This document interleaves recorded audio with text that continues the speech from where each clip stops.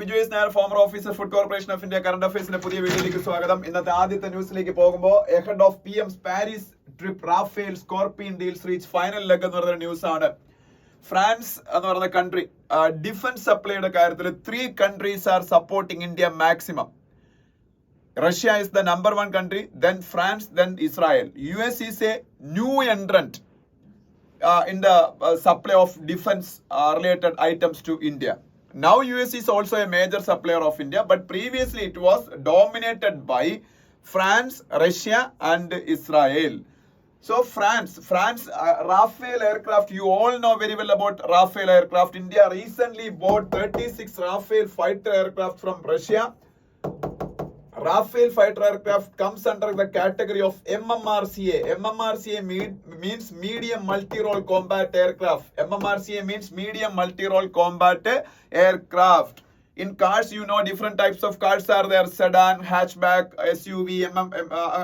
These are different types of cars. Like that, in fighter aircrafts also there are different categories. LCA, light combat aircraft. MMRCA, medium multi-role combat aircraft.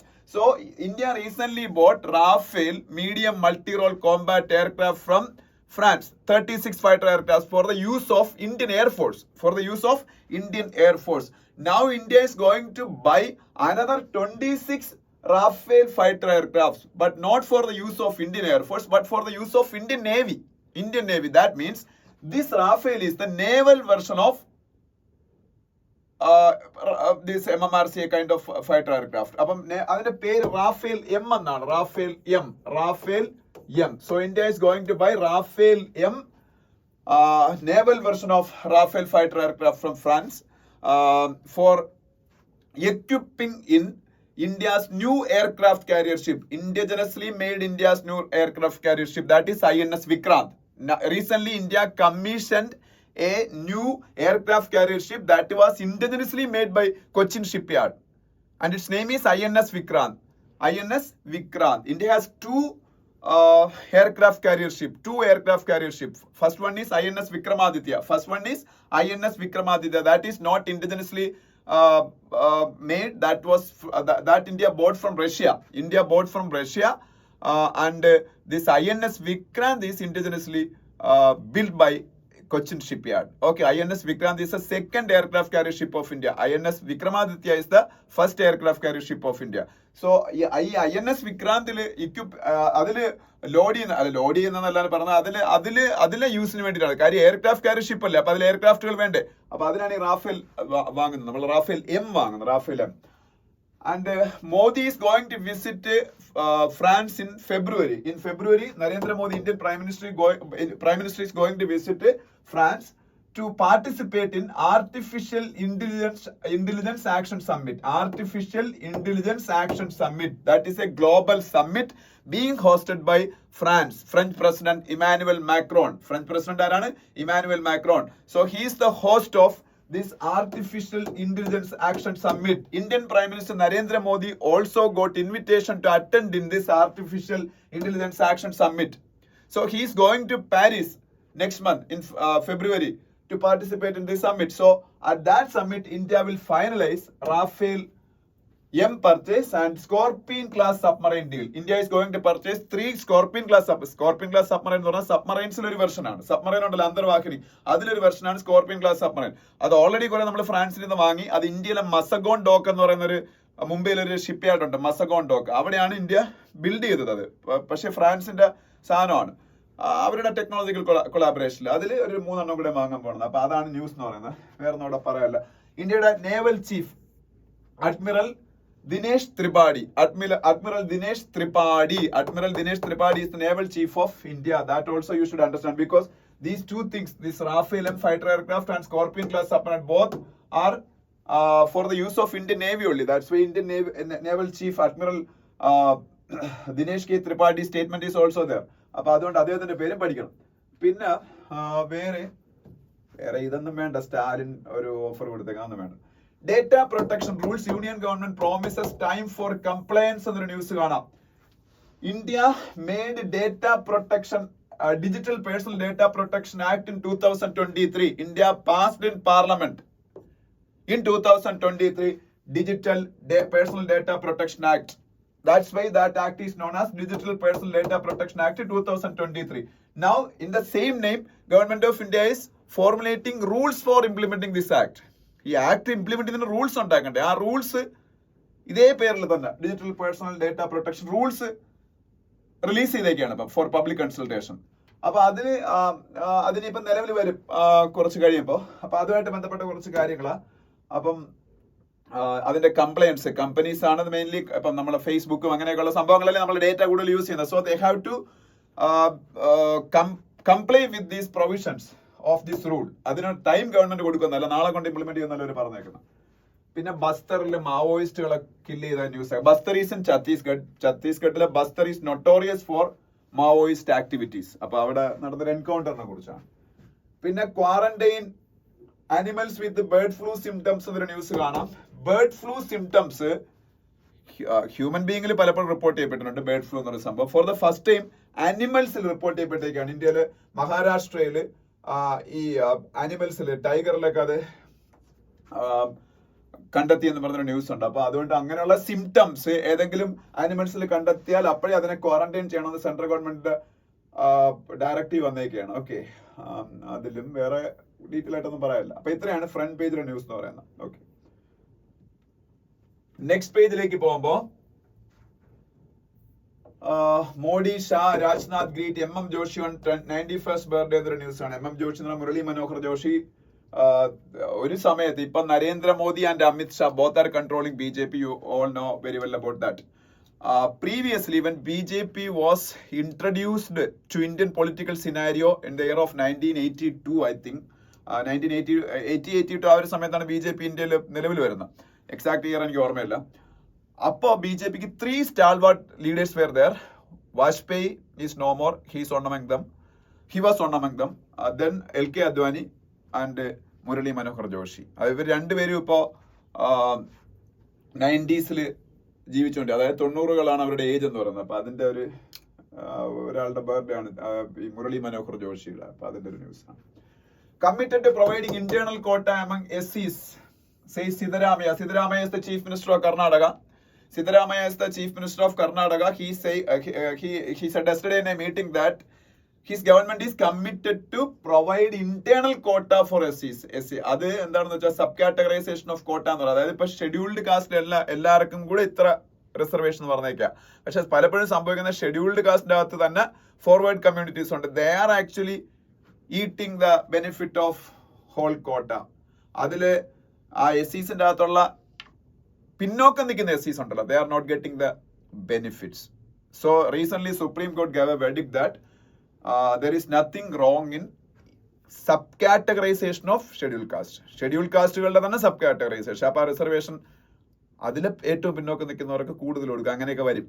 അതിന്റെയൊക്കെ provisions ഒന്നും ആയിട്ടില്ല. അതൊക്കെ എത്രത്തോളം നടക്കുമെന്ന് പറഞ്ഞിട്ട് ഭയങ്കര ശക്തമായ എതിർപ്പൊക്കെ മിക്കവാറും അതിൻ്റെ അകത്ത് വരാൻ സാധ്യതയുണ്ട്.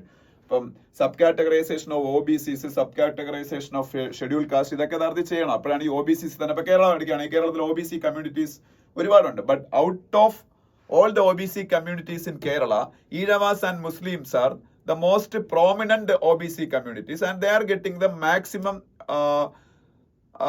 benefit out of the OBC reservation. അപ്പോൾ ഒരു സബ് കാറ്റഗറൈസേഷൻ വന്നു കഴിഞ്ഞാൽ എന്ത് സംഭവിക്കും? ഈ ഫോർവേഡ് കമ്മ്യൂണിറ്റീസിനുള്ള റിസർവേഷൻ കുറയും. ഈ OBC റിസർവേഷൻ 27%, അതിൽ മാക്സിമം. അപ്പം അതിൽ തന്നെ വീണ്ടും ബാക്ക്വേർഡ് ആയിട്ട് ഉള്ള ആൾക്കാരെ കൊടുക്കുക. അതാണ് ഈ സബ് കാറ്റഗറൈസേഷന്റെ ഒരു പ്രിൻസിപ്പിൾ എന്ന് പറയുന്നത്. ജസ്റ്റ് പറഞ്ഞേ ഉള്ളൂ. സുപ്രീം കോടതിയുടെ അനുമതി ഉണ്ട് അതിന്. അതുകൊണ്ട് അത് ചെയ്യാൻ പറ്റും. ഒരു റീസെന്റ് ജഡ്ജ്മെന്റിലാണ് സുപ്രീം കോടതി പറഞ്ഞ.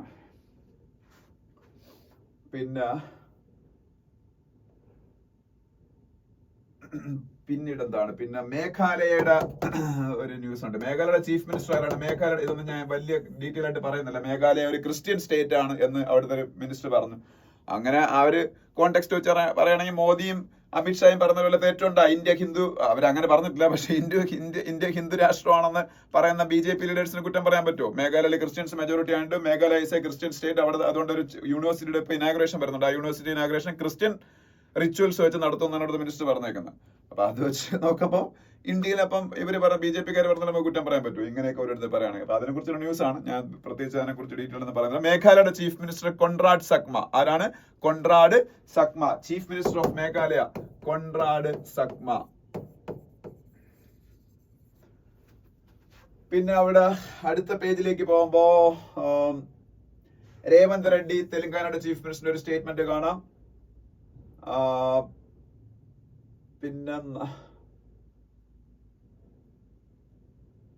പിന്നെന്താണ്, പിന്നെ അവിടെ വേറെ ഒന്നും പറയാനില്ല. പിന്നെ നാഗർഹോൾ ടൈഗർ റിസർവിനെ കുറിച്ച് ഒരു ന്യൂസ് കാണാം. പിന്നീടൊന്നും പറയാനില്ല, അത്രേ ഉള്ളൂ. അതിനടുത്ത പേജിൽ പോകുമ്പോ ഡൽഹിയിലെ ഇപ്പോഴും എൻവയോൺമെന്റൽ pollution is high, but still it is improved a bit. That's why അവർ സ്ട്രിഞ്ചൻ കണ്ടീഷൻസ് ഒക്കെ ഇപ്പൊ കുറച്ചൊന്ന് ഈസി ചെയ്തിട്ടുണ്ട്. അതിനെ കുറിച്ചൊരു ന്യൂസ് കാണാം. അതൊക്കെയാണ്, അല്ല അവിടെ ഒന്നും പറയാനില്ല. ഇനി first editorial, no secret affair എന്ന് പറയുന്ന എഡിറ്റോറിയൽ. നോ സീക്രട്ട് അഫെയർ എന്ന് പറയുന്ന എഡിറ്റോറിയൽ ഞാൻ നേരത്തെ പറഞ്ഞ ഡിജിറ്റൽ ഡേറ്റ പ്രൊട്ടക്ഷൻ ലോയുമായിട്ട് ബന്ധപ്പെട്ട് personal digital data protection act 2023 നിലവിൽ വന്ന ഞാൻ പറഞ്ഞില്ലേ, ലാസ്റ്റ് ഇയർ ഇന്ത്യൻ പാർലമെന്റിൽ, ലാസ്റ്റ് ഇയർ എന്ന് പറഞ്ഞാൽ 2024 ആണ്. അതിന് മുമ്പുള്ള വർഷം 2023 പാർലമെന്റിൽ അത് പാസ്സായെന്ന് തോന്നുന്നു. അതേ 24 അത് പാസ്സായത്. അപ്പൊ എന്തായാലും പാസ്സായതിനു ശേഷം പിന്നെയും കുറച്ചു കാലം കഴിഞ്ഞാണ് അതിന്റെ റൂൾസ് ഫോർമുലേറ്റ് ചെയ്യുന്നത്. അതിപ്പം 2025 നിലവിൽ വരാൻ പോകുന്നത്. ഇതിന്റെയൊക്കെ കാരണം എന്താണെന്ന് അറിയാമോ? Puttaswamy versus union of India എന്ന് പറഞ്ഞൊരു കേസ് ഉണ്ട്. Puttaswamy versus union of India. In that case in 2017, Supreme Court of India gave a verdict that privacy is a fundamental right. Privacy is a fundamental right. That verdict has far-reaching consequences. Because of that only ഈ lesbian relationship ഒക്കെ ഇന്ത്യയിൽ legalise ചെയ്തത് അതുകൊണ്ടാവും. കാര്യം privacy is a fundamental right. So sexuality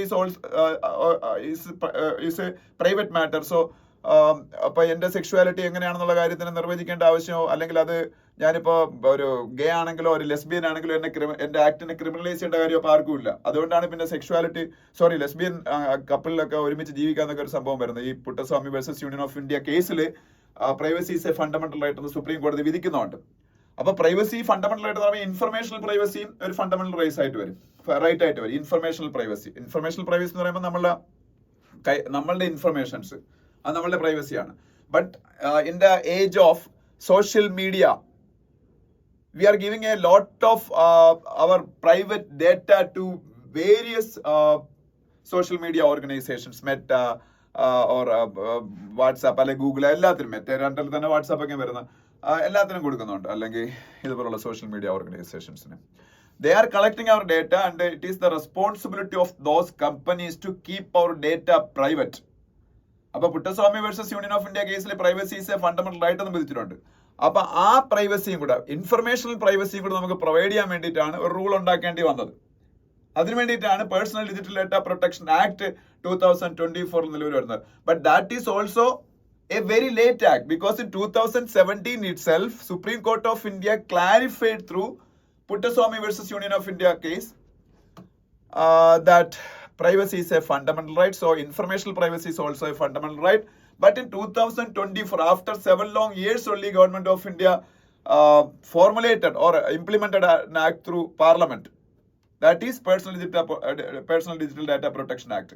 പക്ഷെ അതും കഴിഞ്ഞ് പിന്നെയും ഡിലേ ആയിപ്പോൾ അതിന്റെ റൂൾസ് ഇനി ഇംപ്ലിമെന്റ് ചെയ്യാൻ പോകുന്നത് 2025 അപ്പൊ ഇതിന്റെ അകത്ത് ഈ റൂൾ അനുസരിച്ചാണ് ഇന്ത്യയിൽ ഓരോ നമ്മളെ എങ്ങനെയൊക്കെയാണ് നമ്മളുടെ ഡേറ്റ ഓരോരുത്തരെ കളക്ട് ചെയ്യേണ്ടത്, ആ കളക്ട് ചെയ്യപ്പെട്ട ഡേറ്റ എങ്ങനെയൊക്കെ ഉപയോഗിക്കണം, അത് ഉപയോഗിക്കുമ്പോൾ നമ്മളെ പോലുള്ള ആൾക്കാരുടെ കൺസെന്റ് വാങ്ങേണ്ടതിന്റെ ആവശ്യം, അതെല്ലാം അവിടെ പറഞ്ഞു. അതുപോലെ ഗവൺമെന്റ് ഓർഗനൈസേഷൻസിന് ചിലതൊക്കെ ഈ റൂൾസിലൊക്കെ കുറച്ച് എക്സെപ്ഷൻസ് ഉണ്ട്. ആ എക്സെപ്ഷൻസ് എങ്ങനെ അവര് വാങ്ങിയെടുക്കണം, അതെല്ലാം ഈ ആക്ടിന്റെ അകത്ത് പറഞ്ഞത്. അതുപോലെ data protection board of India എന്ന് പറഞ്ഞൊരു സംഭവം ഇന്ത്യയിൽ വരുന്നുണ്ട് ഈ റൂൾ അനുസരിച്ച്.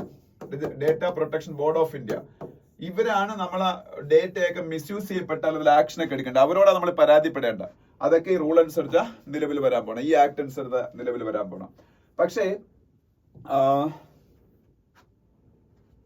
ഇതിൽ ഗവൺമെന്റിന്റെ ഭാഗത്തുനിന്നുണ്ടായ ഒരു വീഴ്ചയെ കുറിച്ച് അത് പറഞ്ഞ വീഴ്ച വേറൊന്നും അല്ല, ഇത്രയും നമ്മളെ ബാധിക്കുന്ന വിഷയമാണ്, അല്ലെങ്കിൽ നമ്മളെ കുട്ടികളെ ബാധിക്കുന്ന വിഷയമാണ്.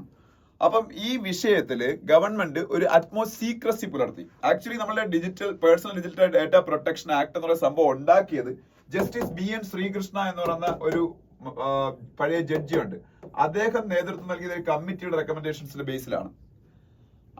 അന്ന് തൊട്ട് ഇങ്ങോട്ട് ഗവൺമെന്റ് ആക്ട് ഉണ്ടാക്കിയതും അതിനുശേഷം ഇപ്പൊ റൂൾസ് ഉണ്ടാക്കുന്നതെന്നും വേരിയസ് ആയിട്ടുള്ള സ്റ്റേക്ക് ഹോൾഡേഴ്സ് എന്ന് പറയുമ്പോൾ കമ്പനീസ് ഉണ്ട്. ഞാൻ പറഞ്ഞു മെറ്റാക്ക പോലുള്ള കമ്പനീസ്, അതുപോലെ നമ്മളെ പോലുള്ള individuals, we all are stakeholders. But government gave enough time to these kinds of stakeholders to deliberate, അല്ലെങ്കിൽ ടു അവരുടെ പിന്നീട് കൺസേൺസ് ഗവൺമെന്റിന്റെ അടുത്ത് ഇൻഫോം ചെയ്യാനോ ഒന്നുമുള്ള ഒരു അഡിക്വേറ്റ് ടൈം തരാതെ വളരെ ഫാസ്റ്റ് ആയിട്ടാണ് ഗവൺമെന്റ് ഇത് അടിച്ചേൽപ്പിക്കുന്ന പോലെയാണ്.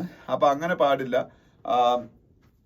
ഇതിന് ഈ പറഞ്ഞൊരു ടൈം ഇപ്പൊ ടൈം ഓൾറെഡി ഒരുപാട് എടുത്തെങ്കിലും ടൈം ഓൾറെഡി ഡിലേ ആയി. ഇപ്പൊ ഞാൻ പറഞ്ഞില്ലേ 17 സുപ്രീം കോടതിയിൽ വേർഡിക്റ്റ് വന്നെങ്കിലും 24 ഇതിപ്പോ ആക്ട് ഒക്കെ വരുന്നത്. ഇപ്പൊ 25 ഇപ്പൊ അതിന്റെ റൂൾസ് ഇംപ്ലിമെന്റ് ചെയ്യാൻ പോണത്. പക്ഷെ അപ്പോഴും വേണ്ട ഡിസ്കഷൻസ് ഈ കാര്യത്തിൽ നടത്തിയിട്ടില്ല ഇതിന്റെ സ്റ്റേക്ക് ഹോൾഡേഴ്സുമായിട്ട്. അതൊരു വളരെ വലിയൊരു കുറവാണ്. ഗവൺമെന്റ് അത്തരത്തിലുള്ള എന്താ പറയുന്ന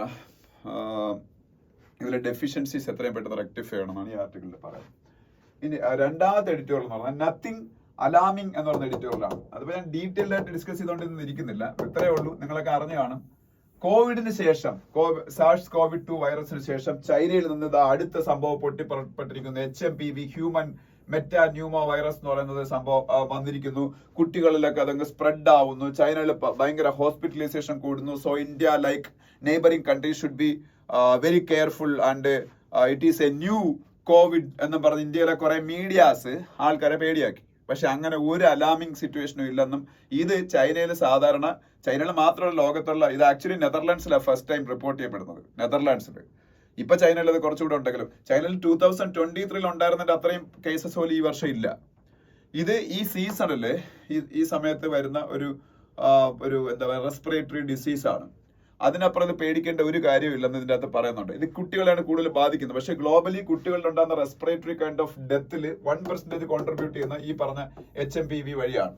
അപ്പൊ അതിൻ്റെതായ പ്രാധാന്യം കൊടുക്കണം. പിന്നെ ചൈനയ്ക്ക് ഇതിന് സർവേലൻസ് സംവിധാനം നല്ല രീതിയിൽ ഉള്ളതുകൊണ്ട് അവർ നല്ല രീതിയിൽ ഈ സീസണിൽ സർവേലൻസ് നടത്തുകയും അവരതിന് പിന്നെ കേസസ് പെട്ടെന്ന് ഈസി ആയിട്ടുള്ള മാർഗങ്ങളിൽ കൂടി ഡിറ്റക്ട് ചെയ്യുന്നത്. അതുകൊണ്ടാണ് ഈ ഡിറ്റക്ഷൻ റേറ്റ് കൂടുന്നത്.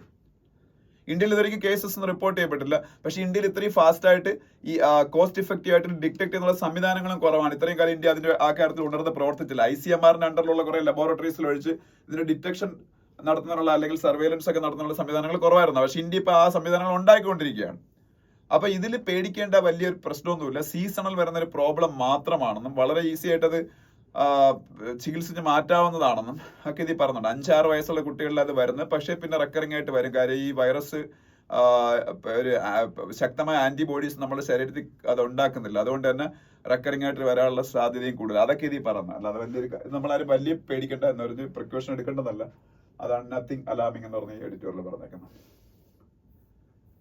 Then the next editorial, the editorial article ആണ് The Outlook for India in the Year Ahead എന്ന് പറയുന്ന ആർട്ടിക്കിൾ. ഇത് ഇന്ത്യയുടെ ഫോമർ നാഷണൽ സെക്യൂരിറ്റി അഡ്വൈസർ ആയ MK നാരായണൻ എഴുതിയിരിക്കുന്ന ഒരു ആർട്ടിക്കിളാണ്. ഇതിൽ പറഞ്ഞേക്കുന്ന വേൾഡിൽ ഏറ്റവും കൂടുതൽ പീസ്ഫുൾ ആയിരുന്ന, വേൾഡിലെ മോസ്റ്റ് പ്രോമിസിംഗ് ആയിട്ടുള്ള ഗ്രോത്ത് റേറ്റ് കാണിച്ച ഒരു രാജ്യമാണ് ഇന്ത്യ എന്ന് പറയുന്നത്. Last year in 2024 in 2023 India showed remarkable progress in various spheres of economy, and at the same time India was relatively peaceful also as compared to many regions of the world. That is what MK Narayanan is telling in the first 2 to 3 paragraphs. പക്ഷെ നമുക്കറിയാം ഇപ്പൊ Russia, ഇപ്പൊ Europe നോക്കുകയാണെങ്കിൽ Europe was not so peaceful because Russia, Ukraine all are part of Europe, and Russia-Ukraine war happened during the last 1.5 years or 2 years. Russia-Ukraine war is going on. At the same time Middle East എന്ന് പറഞ്ഞ മേഖലയിൽ ഇസ്രായേലും പാലസ്തീനും അപ്പുറത്ത് സിറിയയും മറ്റേ axis of resistance അറിയപ്പെടുന്ന രാജ്യങ്ങളും പിന്നെ ഓർഗനൈസേഷൻസും ഇറാനും എല്ലാം ഉള്ള പ്രോബ്ലംസ്. ആഫ്രിക്കയിലും വലിയ വലിയ പ്രോബ്ലംസ്. അപ്പം ഇന്ത്യ റിലേറ്റീവ്ലി പീസ്ഫുൾ ആയിട്ടുള്ള വേൾഡിൽ ഒരു ബ്രൈറ്റ് സ്പോട്ടാണ്. ബട്ട് നമുക്ക് അതിൽ റെസ്റ്റ് എടുക്കാൻ പറ്റത്തില്ല അങ്ങനെ പറഞ്ഞുകൊണ്ട്. കാര്യം 25 എന്ന് പറയുന്ന ഇയർ ഇന്ത്യക്ക് ചലഞ്ചിങ് ആയിട്ടുള്ള ഇയർ ആവാൻ സാധ്യതയുണ്ടെന്ന് അദ്ദേഹം ഈ പറയുന്നത്. അതിന്റെ കാരണമായിട്ട് അദ്ദേഹം പറയുന്നത് ചൈന എന്ന് പറയുന്നൊരു ഫാക്ടർ തന്നെയാണ്. ചൈന ഇന്ത്യയുമായിട്ട് ഇപ്പോൾ ബൗണ്ടറിയിൽ ഡി എസ്കലേഷൻ പ്രോസസ് ഒക്കെ സ്റ്റാർട്ട് ചെയ്ത് കുറച്ച് പീസ് ഒക്കെ കൊണ്ടുവരുന്നൊക്കെ പറയുന്നുണ്ടെങ്കിലും ചൈന ഇപ്പോഴും ഇന്ത്യയെ ടാർഗറ്റ് ചെയ്യുന്നുണ്ട്. ഇപ്പൊ നമ്മൾ last week current affairs discuss ചെയ്തപ്പോൾ തന്നെ ചൈന ഇന്ത്യയിലെ ലഡാക്കിലെ ചില പ്രദേശങ്ങൾ ഉൾപ്പെടുത്തിക്കൊണ്ട് പുതിയ കൗണ്ടീസ് ഫോം ചെയ്ത കാര്യമൊക്കെ നമ്മൾ അറിഞ്ഞു. അതുപോലെ ചൈന ഗ്ലോബൽ സൗത്ത് നേഷൻസിന്റെ ഇടയിൽ ഇന്ത്യക്ക് ഉണ്ടാകുന്ന ഇൻഫ്ലുവൻസിനെ ഓവർടേക്ക് ചെയ്യാൻ വേണ്ടിയിട്ട് ഓരോരോ പ്രോസസ്സുകൾ ചെയ്തുകൊണ്ടിരിക്കുക. അതിനെക്കുറിച്ച് ഇതിൻ്റെ അകത്ത് പറയുന്നുണ്ട്. അതുപോലെ തന്നെ ഷാങ്ഹായ് കോഓപ്പറേഷൻ ഓർഗനൈസേഷൻ SCO എന്ന് പറയുന്ന ഓർഗനൈസേഷൻ ഉണ്ടല്ലോ, SCO Shanghai cooperation organisation. The last meeting of Shanghai cooperation organisation meeting was held at Pakistan. But Indian Prime Minister didn't attend the meeting because India and Pakistan is having no formal diplomatic engagement during the last 7 to 8 years. That's why Indian Prime Minister didn't attend in that meeting. Indian External Affairs Minister Jaishankar was attended that meeting. പക്ഷെ അതേസമയത്ത് ചൈനയുടെ president C Jinping ആ meeting attend ചെയ്തിരുന്നു. അതുവഴി ഈ SCO Shanghai cooperation ഓർഗനൈസേഷനിലെ മറ്റ് മെമ്പേഴ്സുമായിട്ട് ചൈനയ്ക്ക് കൂടുതൽ ബന്ധം സൃഷ്ടിക്കാൻ കഴിഞ്ഞതൊക്കെയാണ് ഇത് പറയുന്നത്. പക്ഷെ ഒരു മീറ്റിംഗിൽ പങ്കെടുക്കുന്ന വഴി എങ്ങനെയാണ് എനിക്ക് അറിഞ്ഞുകൂടാ. ഭയങ്കരമായിട്ടുള്ള ഇൻഫ്ലുവൻസ് ഉണ്ടാക്കുന്ന എനിക്ക് അറിഞ്ഞൂടാ. പക്ഷെ സ്റ്റിൽ ചൈനയ്ക്ക് ഇന്ത്യക്കാലും വലിയ എക്കോണമി ആയതുകൊണ്ട്, ഇന്ത്യക്കാലും വലിയ ഡിഫൻസ് പവർ ആയതുകൊണ്ട്, ഇന്ത്യക്കാലും വലിയ ടെക്നോളജിക്കൽ പവർ ആയതുകൊണ്ട് വേൾഡിൽ ഇന്ത്യക്കാലും ഫാർ ബിഗർ അഡ്വാൻറ്റേജ് ഉണ്ടെന്നുള്ള കാര്യത്തിൽ യാതൊരു സംശയവുമില്ല. പിന്നെ വേറൊരു കാര്യം എന്ന് വെച്ചാൽ ഇതിൻ്റെ അകത്ത് പറയുന്ന ഇതൊക്കെ നിങ്ങൾക്ക് അറിയാവുന്ന ഓർഗനൈസേഷൻസ് ആണോ? APEC എന്ന് പറഞ്ഞൊരു ഓർഗനൈസേഷൻ ഉണ്ട്, ഏഷ്യ പസഫിക് എക്കോണമിക് കോഓപ്പറേഷൻ. അതിൽ ഇന്ത്യ മെമ്പർ അല്ല, പക്ഷെ അതിൽ ചൈന മെമ്പറാണ്. അത് അവരുടെ മെമ്പർഷിപ്പ് ഉപയോഗിച്ച് അവര് പല രാജ്യങ്ങളെ ഈ APEC എന്ന് പറയുന്ന ഓർഗനൈസേഷൻ വഴി ഇൻഫ്ലുവൻസ് ചെയ്യുന്നുണ്ട്. അതുപോലെ അവരുടെ ട്രഡീഷണൽ റൈവലായ ജപ്പാനുമായിട്ടുള്ള ബന്ധം മെച്ചപ്പെടുത്തുന്നതിനെ കുറിച്ച് നീ പറയുന്നുണ്ട്. അപ്പൊ ജപ്പാന്റെ പ്രൈം മിനിസ്റ്ററിന്റെ പേര് ഇവിടെ പറയുന്നുണ്ട്. ഷിഗേരു ഇഷിബ എന്നാണ് ജപ്പാന്റെ പ്രൈം മിനിസ്റ്ററിന്റെ പേര്. Shigeru Ishiba. അങ്ങനെ അവര് വേരിയസ് കൺട്രീസ് ആയിട്ടുള്ള അവരുടെ ബന്ധം മെച്ചപ്പെടുത്തുന്നു. ഇന്ത്യയെ കോർണർ ചെയ്യുക എന്നുള്ളതാണ് അവരുടെ മെയിൻ എയിം എന്ന് പറയുന്നത്. അപ്പോൾ China is a bigger threat for India in the year 2025. അതവിടെ പറയുന്നുണ്ട്. ഇനി സൗത്ത് ഏഷ്യയില്, അതായത് ഇന്ത്യയുടെ ഒരു സ്പിയർ ഓഫ് ഇൻഫ്ലുവൻസ് ഉള്ള ഏരിയ എന്ന് പറഞ്ഞാൽ സൗത്ത് ഏഷ്യ ആണല്ലോ. സൗത്ത് ഏഷ്യൻ രാജ്യങ്ങളുടെ എല്ലാത്തിന്റെയും മുകളിൽ except Pakistan, India has a lot of influence. But that situation has dramatically changed recent because of the leadership change in ബംഗ്ലാദേശില് ഷെയ്ഖ് ഹസീന പവറിലായിരിക്കുമ്പോൾ അവർ ഇന്ത്യ ഏറ്റവും മികച്ച സുഹൃത്തായിട്ട് കണ്ടുകൊണ്ട് ബംഗ്ലാദേശ് ഇന്ത്യയായിട്ട് വളരെ ക്ലോസ് ആയിരുന്നു. പക്ഷെ അതിനുശേഷം പിന്നീട് വന്ന interim government under Muhammad Yunus is hostile towards India. അപ്പോൾ that will create problems for India. പക്ഷേ ശ്രീലങ്കയായിട്ടും നേപ്പാളുമായിട്ടൊക്കെ അത്യാവശ്യം മികച്ച ബന്ധം ഇന്ത്യക്ക് ഉണ്ട്. അതും ഇത് പറയുന്നുണ്ട്.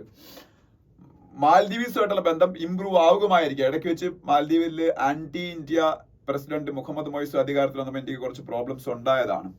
ഇനി ഭൂട്ടാന്റെ ഇപ്പോഴത്തെ കിങ് ഇന്ത്യയോട് അത്രയും അനുകൂലമല്ലാതെ ചൈനയ്ക്കും ഇന്ത്യക്കും ഇടയിലുള്ള ഒരു മിഡിൽ പാത്താണ് സ്വീകരിച്ചിരിക്കുന്നത് MK നാരായണൻ പറഞ്ഞിട്ടുണ്ട്. അത് MK നാരായണൻ എന്ത് ഫോറിൻ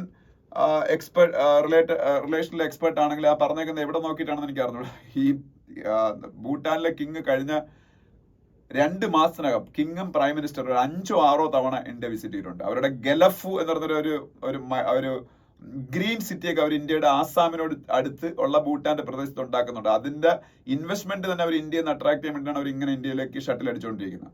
അപ്പൊ ഇന്ത്യയായിട്ട് യാതൊരു പ്രോബ്ലം ഇല്ലാത്ത രാജ്യമാണ് ഭൂട്ടാൻ. പക്ഷെ ഭൂട്ടാനെയും കൊണ്ട് ചൈനയുടെ സൈഡിൽ കെട്ടിയൊക്കെയാണ് MK നാരായണൻ. അതിന്റെ ഒരു യുക്തി എനിക്ക് മനസ്സിലായില്ല. അദ്ദേഹം നോർമൽ സെൻസിൽ ഇരുന്ന് എഴുതിയാണെന്ന് എനിക്ക് പിടികിട്ടുന്നില്ല അതിനകത്ത്. ഇപ്പൊ എന്തായാലും സൗത്ത് ഏഷ്യയിൽ ഇന്ത്യയുടെ പൊസിഷൻ ഭയങ്കര സ്ട്രോങ് ആണെന്ന് ഞാൻ പറയുന്നില്ല. ചില രാജ്യങ്ങളായിട്ടൊക്കെ ഇന്ത്യക്ക് പ്രശ്നമുണ്ട്. ഇപ്പൊ ബംഗ്ലാദേശ് ഇന്ത്യ റിലേഷൻഷിപ്പ് അത്ര നല്ലതല്ല. പാകിസ്ഥാൻ പണ്ട് ഇന്ത്യയുടെ എനിമിയാണ്. അഫ്ഗാനിസ്ഥാനിൽ താലിബാൻ അധികാരത്തിൽ വന്നതിന് ശേഷം അവിടെയും ഇന്ത്യ ആയിട്ട് അത്ര നല്ല റിലേഷൻഷിപ്പ് അല്ല. അപ്പൊ അങ്ങനെയുള്ള പ്രോബ്ലംസ് ഉണ്ടില്ല എന്ന് പറയാൻ പറ്റൂല. ഓക്കെ, പിന്നെ ഉള്ളത് ഏറ്റവും വലിയ പ്രശ്നമുള്ള ഒരു സ്ഥലം എന്ന് വെച്ചാൽ വെസ്റ്റ് ഏഷ്യയിൽ ഇന്ത്യക്ക് ഉണ്ടായിരുന്ന വളരെ മികച്ചൊരു സുഹൃത്തായിരുന്നു സിറിയ. പക്ഷെ സിറിയയിലെ ബഷർ അൽ അസാദ് ഗവൺമെന്റ് നിലംപതിച്ചു. ഇപ്പൊ അവിടെ വരാൻ പോണ പഴയ അൽ ഖ്വയ്ദയുടെ ഒരു ലീഡറാണ് അവിടുത്തെ ഗവൺമെന്റിന് ലീഡ് ചെയ്യാൻ പോകുന്നത്. So how he is going to make relationship with India or any other country, it is the time will tell. That is what we can say. അപ്പം അതാണ് വെസ്റ്റ് ഏഷ്യയിൽ ഇന്ത്യ ഫേസ് ചെയ്യുന്ന ഒരു ബിഗ് പ്രോബ്ലം എന്ന് പറഞ്ഞാൽ another problem Iran is gradually losing their influence in West Asia because of the dominance displayed by Israel during the Hamas Israel war ഹിസ്ബുള്ളയും അതുപോലെ സിറിയയിലെ ബഷർ അൽ അസാദിനെയും അതുപോലെ ഹൂദീസിനെയും ഒക്കെ ശക്തമായി നേരിട്ട് ഹമാസിനെയൊക്കെ വളരെ ശക്തമായി നേരിട്ട് അവരെ ഡിസ്മാൻഡിൽ ചെയ്തുകൊണ്ടിരിക്കുക ഓരോരോ ടെറർ നെറ്റ്വർക്കുകളും ഇസ്രായേൽ. സോ ഇറാന് ഈ പറഞ്ഞ പ്രോക്സീസി കൂടെയാണ് അവിടെ ഒരു ഇൻഫ്ലുവൻസ് ഉണ്ടായിരുന്നത്. സോ ഇറാന്റെ ഇൻഫ്ലുവൻസ് ഗ്രാജുവലി വെസ്റ്റ് ഏഷ്യയിൽ കുറയുന്നു. അതൊക്കെ ഇന്ത്യക്ക് ഒരു പ്രശ്നമാണ്, കാര്യം ഇന്ത്യയുടെ ഏറ്റവും മികച്ച ഒരു സുഹൃത്താണ് ഇറാൻ. അപ്പൊ അങ്ങനെ വെസ്റ്റ് ഏഷ്യൻ മേഖല it is in A constant എന്താ പറയുന്ന ഒരു കയോട്ടിക് സിറ്റുവേഷൻ ആണ്. How it will evolve that also time will tell. അത് അനുസരിച്ചായിരിക്കും ഇന്ത്യയുടെ 2025 അല്ലെങ്കിൽ 26 വെസ്റ്റ് ഏഷ്യൻ പോളിസിയൊക്കെ വരാൻ പോകുന്നത്. അപ്പൊ എങ്ങനെയൊക്കെ a lot of challenges are throwing up in front of India in the year of 2025 in international diplomacy. അപ്പോ ആ ചലഞ്ചസ് നേരിടാൻ പറ്റിയ പ്രാപ്തമായിട്ടൊരു എക്സ്റ്റേണൽ അഫയേഴ്സ് മിനിസ്റ്റർ ഇന്ത്യക്ക് ഉണ്ടെന്നാണ് ഞാൻ വിശ്വസിക്കുന്നത്, ജയശങ്കർ. അപ്പൊ എന്തായാലും അതൊക്കെ ഇതിൽ പറഞ്ഞേക്കുന്നത്. അപ്പൊ നല്ലൊരു ആർട്ടിക്കിളാണ് വായിച്ചു നോക്കുക, ചില മണ്ടത്തരങ്ങളൊക്കെ അതിൽ പറഞ്ഞിട്ടുണ്ടെങ്കിലും. ഓക്കെ. പിന്നെ നെക്സ്റ്റ് പേജിൽ India needs to prioritise preventive care എന്ന് പറയുന്ന സംഗതിയാണ്. വേറൊന്നുമല്ല, ഇത്രയേ ഉള്ളൂ. കമ്മ്യൂണിക്കബിൾ ഡിസീസസും നോൺ കമ്മ്യൂണിക്കബിൾ ഡിസീസും ഉണ്ട്. ഈ നോൺ കമ്മ്യൂണിക്കബിൾ ഡിസീസസ് ആണ് ഇന്ത്യയുടെ ഇന്നത്തെ ഡെത്ത് ഒരു പ്രൊപ്പോർഷൻ എടുത്തേക്കാൻ. നോൺ ഡെത്ത് കമ്മ്യൂണിക്കബിൾ ഡിസീസസ് വഴിയാണ് ഇന്ത്യയിൽ മോർ ദാൻ 50% ഡെത്തുകൾ നടക്കുന്നത്. അതായത് ഹൈപ്പർ ടെൻഷൻ, അതുപോലെ ഇത് ക്യാൻസർ, പിന്നെ നമ്മളുടെ ഡയബറ്റീസ്, അതുപോലുള്ള പ്രോബ്ലംസ്. അപ്പൊ അത് ഈ പ്രിവെന്റീവ് കെയർ ആണ് അതിന്റെ ആ കാര്യത്തിൽ നല്ല. നമുക്ക് ഇത്തരത്തിലുള്ള സംഭവങ്ങൾ വരാൻ സാധ്യതയുള്ള ആൾക്കാരിൽ മുന്നേ ടെസ്റ്റുകളിൽ കൂടെയൊക്കെ അതിനുള്ള സാധ്യതകൾ നിർണ്ണയിച്ചുകൊണ്ട് അതിനൊരു പ്രിവെന്റീവ് ആയിട്ടുള്ള ഒരു സംഭവം. നമ്മളിപ്പോ അങ്ങനെയല്ലല്ലോ ചെയ്യുന്നത്, പലപ്പോഴും അസുഖം വന്നതിന് ശേഷം ചികിത്സിക്കുകയാണ് ചെയ്യുന്നത്. അപ്പോ അതായത് നമ്മളൊരു റിയാക്ഷണറി ട്രീറ്റ്മെന്റ് നമ്മൾ കൊടുക്കുന്നത് എപ്പോഴും. അപ്പൊ അതല്ല വേണ്ടത്. അപ്പൊ അത് ഇവിടെ സാധാരണക്കാരായ ആൾക്കാർക്ക് ഇതിന്റെ ഒരു കോസ്റ്റ്, ഇത് മുൻകൂട്ടി നിർണ്ണയിക്കാനൊക്കെ ഉള്ള കോസ്റ്റ്, ഇപ്പൊ ക്യാൻസർ, ഇപ്പം ലങ് ക്യാൻസർ ഉണ്ട്, അല്ലെങ്കിൽ ബ്രസ്റ്റ് ക്യാൻസർ ഉണ്ട്, സെർവിക്കൽ ക്യാൻസർ ഉണ്ട്. ഇതിന്റെയൊക്കെ മുമ്പേ ഡിറ്റക്ട് ചെയ്യണമെന്നുണ്ടെങ്കിൽ, അല്ലെങ്കിൽ അതിന്റെ സാധ്യതകൾ മുൻകൂട്ടി ഡിറ്റക്ട് ചെയ്യണമെന്നുണ്ടെങ്കിൽ അതിന്റെ ഡിറ്റക്ഷൻ നടത്തുന്നതിന് വേണ്ടിയുള്ള ടെസ്റ്റ് ഒക്കെ അത്യാവശ്യം കോസ്റ്റ്ലിയാണ്. അപ്പൊ ഇതൊക്കെ ഇപ്പൊ മിഡിൽ ക്ലാസ് ആൾക്കാർക്ക് ഒരു അഫോർഡ് ചെയ്യാൻ പാടായിരിക്കും. അപ്പൊ ഗവൺമെന്റ് ഹലോ ഓക്കെ ശരി. അപ്പൊ ഗവൺമെന്റ് ഇടയ്ക്ക് വെച്ച് ഈ ടാക്സ് എക്സംഷൻസ് ആയി കൊടുക്കുന്നുണ്ടായിരുന്നു ഈ ഇതുപോലുള്ള ടെസ്റ്റുകളൊക്കെ നടത്തുന്നതിനോ അങ്ങനെയുള്ള കാര്യങ്ങൾക്ക് ഈ മിഡിൽ ക്ലാസ് സാലറിഡ് ആയിട്ടുള്ള ആൾക്കാർക്കൊക്കെ. അപ്പൊ ആ ടാക്സ് എക്സംഷൻ 5000 രൂപ വരെയൊക്കെയാണ് അതുള്ളത്. അത് ഒരു 15,000 ആയിട്ട് കൂട്ടിയാൽ അത് ഈ പറഞ്ഞ ഈ ടാക്സ് പേയേഴ്സ് ആയിട്ടുള്ള ആൾക്കാർക്ക് അത് കുറച്ച് ഉപയോഗമായിരിക്കും എന്നാ പറഞ്ഞത്. അതുപോലെ പാവപ്പെട്ട ആൾക്കാർക്ക് വേണ്ടി government Ayushman Bharat health centres ഉണ്ട്. ഈ ആയുഷ്മാൻ ഭാരത് ഇൻഷുറൻസ് സ്കീം ഉള്ളതുപോലെ ആയുഷ്മാൻ ഭാരത് ഹെൽത്ത് സെന്റേഴ്സ് ഉണ്ട്. അവിടം വഴി ഇതുപോലുള്ള ടെസ്റ്റുകളൊക്കെ നടത്തുകയും ഒരു പ്രിവെന്റീവ് കെയറിലേക്ക് പോവുകയൊക്കെ ചെയ്യണം. അങ്ങനെ കുറെ കാര്യങ്ങൾ അത് വായിച്ച ഈസി ആയിട്ട് മനസ്സിലാവുന്നതാണ്, ജസ്റ്റ് പറഞ്ഞതാണ്. ഇനി നെക്സ്റ്റ് പേജിലേക്ക് പോകുമ്പോൾ ചൈനയുടെ മെഗാ ഡാം പ്രോജക്റ്റിനെ കുറിച്ചാണ്. ചൈനയുടെ മാത്രമല്ല ഇന്ത്യയുടെയും മെഗാ ഡാം വരുന്നുണ്ട് ബ്രഹ്മപുത്ര റിവറിൽ. ചൈന അതിനെ ബ്രഹ്മപുത്ര റിവർ എന്നല്ല പറയുന്നത്. അപ്പം ചൈന ലോകത്തിലെ ഏറ്റവും വലിയ ഈ ഒരു ഡാം ബ്രഹ്മപുത്ര റിവറിൽ കൺസ്ട്രക്ട് ചെയ്യുമ്പോൾ, ടിബറ്റൻ മേഖലയിൽ കൺസ്ട്രക്ട് ചെയ്യുമ്പോൾ അതിന്റെ കോൺസിക്വൻസസ് നേരിടാൻ പോകുന്ന 3 രാജ്യങ്ങളാണ്. ആക്ച്വലി ബ്രഹ്മപുത്ര എന്ന് പറഞ്ഞ റിവർ 4 രാജ്യങ്ങളാണ്: China, Bangladesh, Bhutan and India. അതിൽ ബംഗ്ലാദേശ് വഴിയാണ് ഇത് ബ്രഹ്മപുത്ര റിവർ സീയിൽ ലയിക്കുന്നത്. അപ്പം ഈ താഴോട്ടുള്ള അപ്പർ റൈപ്പേറിയൻ സ്റ്റേറ്റ് എന്ന് പറയുന്ന രാജ്യം എന്ന് പറയുന്നത് ചൈനയാണ്. ബാക്കിയെല്ലാം ലോവർ റൈപ്പേറിയൻ രാജ്യങ്ങളാണ്. അപ്പം ഈ ബ്രഹ്മപുത്ര റിവറിൽ ഈ ചൈനയുടെ ഡാം വരുമ്പോൾ എന്തൊക്കെ കോൺസിക്വൻസസ് ഒക്കെ വരാൻ സാധ്യതയുണ്ട്, അതൊക്കെയാണ് ഈ ഒരു ആർട്ടിക്കിൾ ഡിസ്കസ് ചെയ്യുന്ന ടെക്സ്റ്റ് ആൻഡ് കോണ്ടെക്സ്റ്റ് പേജിൽ. താല്പര്യമുള്ളവർ വായിച്ചു നോക്കുക. ഇനി അതിനടുത്ത പേജുകളിലേക്ക് പോകുമ്പോൾ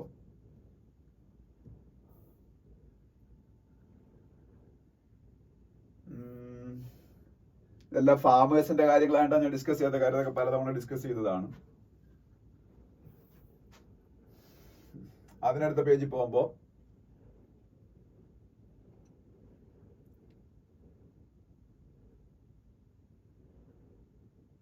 ഇല്ല, ഈ പേജിൽ ഫുൾ പൊളിറ്റിക്കൽ ന്യൂസുകൾ, അവിടെ ഒന്നും പറയാനില്ല. അതിനടുത്ത പേജിൽ പോകുമ്പോൾ 1-2 കാര്യങ്ങൾ പറയാനുണ്ട്. ഒന്നെന്ന് പറയുന്നത് Center to launch new round of PLI scheme for steel sector എന്നുള്ള ന്യൂസ് കാണാം. PLI production linked incentive scheme. India's stated objective is to increase the share of industrial sector to GDP. Now it is around 16 to 17%. Government of India wants to make that share around 25, at least 25%, not around 25%, at least 25% through various initiatives. ഒന്നുകൂടെ പറയാം, Indian government is trying to make contribution of industrial sector to Indian GDP to around 25% ആയിട്ട് കൂട്ടണം. For that, government first made a program called Make in India program. When Narendra Modi government took power in 2014, they immediately announced that project, Make in India initiative. Make in India initiative is not a huge success, but that scheme is also having some success. You all know that world's biggest company, Apple, came to India and they started production of their iPhones. Then I think they are going to manufacture all Apple products in the future inside India, and more than 10% of Apple's iPhones export is now taking place from India. So it is a success story of Make in India program, that we can say without any doubt. But Make in India program is not a big success. If it is a big success, then definitely our industrial sector's contribution to GDP should have reached 25%, but that is not the case. It is around 18% only now. So government of India came up with a new scheme in the COVID period, that is PLI, production linked incentive scheme. PLI, production linked incentive scheme. Government of India selected some sectors. If you search in Google, you will get the exact number of sectors. I think it is around 12 sectors, 12 or 13 sectors. Electronic sector comes under this PLI scheme. Then automotive sector, technical textile sector, then construction sector, then semiconductor sector. So all those sectors comes under PLI, production linked incentive scheme. In that scheme, government invite ചെയ്യാണ് private companies, foreign companies, they all can come to India and invest in the selected fields. ആ selected fields invest ചെയ്യുമ്പോൾ government will give them incentive. That's why that name, production linked incentive. They have to produce inside India. After investing an amount of money, there is a cut off amount. ആ എമൗണ്ടിന് മുകളിലേക്ക് invest ചെയ്യണം. അപ്പോൾ ഇങ്ങനെ invest ചെയ്യുമ്പോൾ government ഒരു incentive കൊടുക്കും. ആ ഇൻസെന്റീവിനാണ് production linked incentive എന്ന് പറയുന്നത്. അത് ചില ഫീൽഡിലൊക്കെ ഭയങ്കര ഹ്യൂജ് ആണ്. അതായത് ഇപ്പോൾ സെമി കണ്ടക്ടർ സെക്ടറിലൊക്കെ ഇന്ത്യയിൽ ഒന്ന് ഇൻവെസ്റ്റ് ചെയ്ത ഒരു കമ്പനിക്ക് അവരുടെ ഇൻവെസ്റ്റ്മെന്റ് കോസ്റ്റിന്റെ ഏതാണ്ട് 25-30% കണ്ട് അവർ ഇൻവെസ്റ്റ് ചെയ്താൽ മതി. ബാക്കി entire amount government of India will provide. അതിന്റെ ബാക്കിലൊരു കാര്യമുണ്ട്, വേറെ ഒന്നുമല്ല. ഇന്ത്യക്ക് ഏറ്റവും സ്ട്രാറ്റജിക് ആയിട്ടുള്ള സെക്ടേഴ്സിൽ ഒരു പ്രൊഡക്ഷൻ ചെയിൻ ഇന്ത്യയിൽ ക്രിയേറ്റ് ചെയ്തെടുക്കുക എന്നുള്ളതാണ്. ഓക്കെ, ഒപ്പം ഇന്ത്യയിലൊരു ടെക്നോളജി ട്രാൻസ്ഫർ നടക്കും. ടെക്നോളജി കിട്ടും ഇന്ത്യക്ക് അതിന്റെ. അതുപോലെ ഇന്ത്യയിൽ ഒരുപാട് ആൾക്കാർക്ക് ജോലി കിട്ടും. അതൊക്കെ അതിന്റെ കാരണമാണ്. അതൊക്കെ കൊണ്ടാണ് ഇങ്ങനെ പ്രൊഡക്ഷൻ ലിങ്ക്ഡ് ഇൻസെന്റീവ് കൊടുക്കുന്നത്.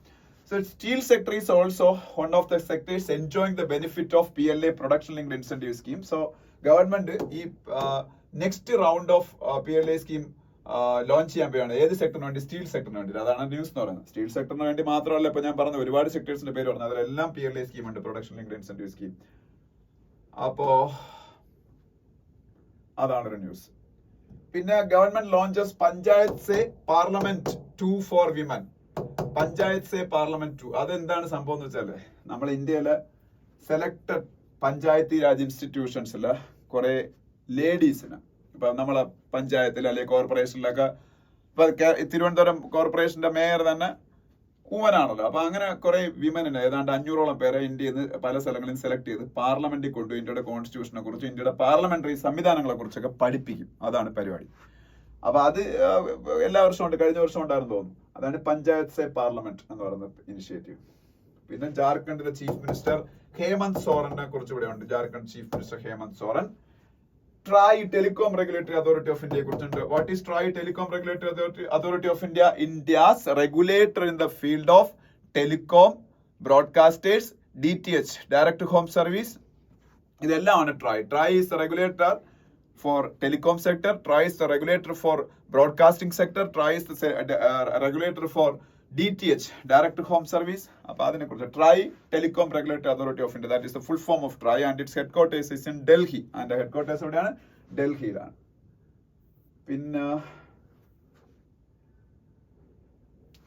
പിന്നെ 4-lane Banihal bypass opens in Jammu and Kashmir. Ramban എന്ന് പറഞ്ഞൊരു വലിയ ന്യൂസ് ഉണ്ട്.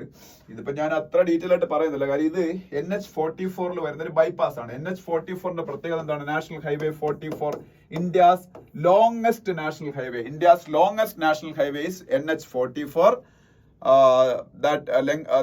that connects Kashmir with Kanyakumari, from Kanyakumari to Kashmir, that is NH44. അപ്പൊ അതിന്റെ അകത്ത് ഒരു ബൈപ്പാസ് ആണ് ഈ പറഞ്ഞ ബാനിഹാൾ ബൈപ്പാസ്. അത് വരിക വഴി കാശ്മീരിലെ ടൂറിസ്റ്റുകളുടെ മൂവ്മെന്റ്, അതുപോലെ ഡിഫൻസ് സാധനങ്ങളുടെ മൂവ്മെന്റ് കുറച്ചുകൂടെ ഫാസ്റ്റ് ആവും. ഓൾ വെതർ കണക്ടിവിറ്റി കിട്ടും. അതൊക്കെയാണ് അതിന്റെ ഒരു ഉദ്ദേശം, ഓൾ വെതർ കണക്ടിവിറ്റി. ഇവിടെ ഇപ്പം കണ്ടോ, കാശ്മീരിൽ ഭയങ്കര സ്നോഫോൾ ആണ്. അത്തരക്ക് സിറ്റുവേഷനിൽ പല ഹൈവേകളൊക്കെ ബ്ലോക്ക് ആയി പോയി. ഇത് ഓൾ വെതർ കണക്ടിവിറ്റി കൊടുക്കാൻ വേണ്ടിയിട്ടാണ്. പിന്നെ മഹാരാഷ്ട്രയുടെ ചീഫ് മിനിസ്റ്റർ ദേവേന്ദ്ര ഫഡ്നാവിസിന്റെ ഒരു സ്റ്റേറ്റ്മെന്റ് കാണാം. മഹാരാഷ്ട്രയുടെ ചീഫ് മിനിസ്റ്റർ ദേവേന്ദ്ര ഫഡ്നാവിസ്. പിന്നെ മണി വൈസ് പേജ് നമുക്ക് വേണ്ട, ഇന്ന് ബിസിനസ് പേജ് ഇല്ലല്ലോ മൺഡേ, അതുകൊണ്ടാണ് മണി വൈസ് പേജ്. പിന്നെ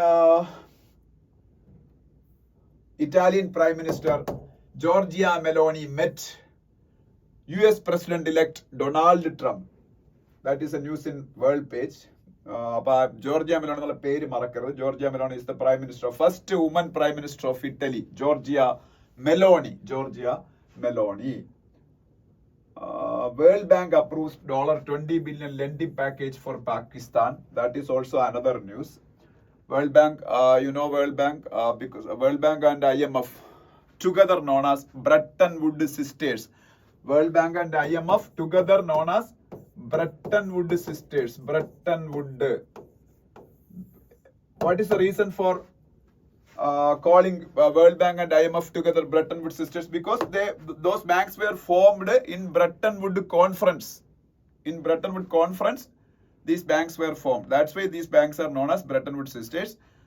IMF and World Bank. IMF headquarters is in Washington DC. World Bank headquarters is also in Washington DC. അപ്പൊ അറിഞ്ഞിരിക്കുക, വാഷിംഗ്ടണിലാണ് ഹെഡ്ക്വാർട്ടേഴ്സ് രണ്ടിന്റെ. ഓക്കെ. പിന്നെ ബംഗ്ലാദേശിന്റെയും ഇന്ത്യയുടെയും ഇടയിലുള്ള ഒരു പ്രശ്നം അതൊന്നും വേണ്ട, അത് വലിയ പ്രാധാന്യമുള്ള ന്യൂസ് ഒന്നും അല്ല. പിന്നെ സ്പോർട്സ് പേജിൽ Border Gavaskar trophy regain by Australia after 1 decade. കഴിഞ്ഞ ഒരു ഡെക്കേഡ് ആയിട്ട് Border Gavaskar trophy was with India. Border Gavaskar trophy is the name of the cricket test series between India and Australia. Border means Alan Border, one of the greatest batsmen of Australia, Gavaskar, Sunil Gavaskar. To commemorate their achievements, the trophy, the test match trophy between India and Australia is known as Border Gavaskar Trophy. So Border Gavaskar Trophy won by Australia, beating India convincingly in 3-1. മൊത്തം 4 test match, അല്ല 5 test match, 4 test match ആണ്. 3-1 അവർ ജയിച്ചത്. അപ്പൊ അതാണ് ഈ ഒരു news എന്ന് പറയുന്നത്. ഓക്കെ.